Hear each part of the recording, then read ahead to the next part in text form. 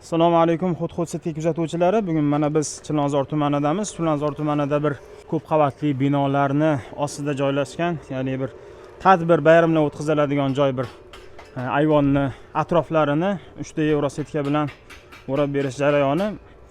Bu joyda orqa tomoni mana balandligi 1,5 metrlik holatda o'ralib turibdi va bu tomonlari bo'lsa oldi tomoni 1,20 holatda bo'ladi. O'zi nizom bo'yicha o'zi pod'ezd tomonlari o'sha 1,20 holatda o'ralsin deyilgan. Mana beton qilinadi. Betonga mana bunaqangi maxsus armaturadan, ya'ni plankalarga armatura svarka qilib chiqishgan va buni betonning ichiga suqib qo'yishadi. Shu bilan mustahkam holatda qotadi. Mana bu kabi holatda.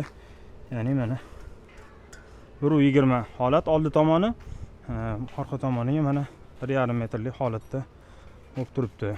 Mana bu joyda panelni razmeri 2,5 uzunlikda, balandligi 1,5 metrlik, har doimgidek PVH qoplamali 7x20 yacheykada, simini qalinligi 384 mmlik krepleniylarga o'rnatilgan. Bu tomonlarida yana rejada bolalar o'yingohini ham o'rab berish kerak bo'ladi.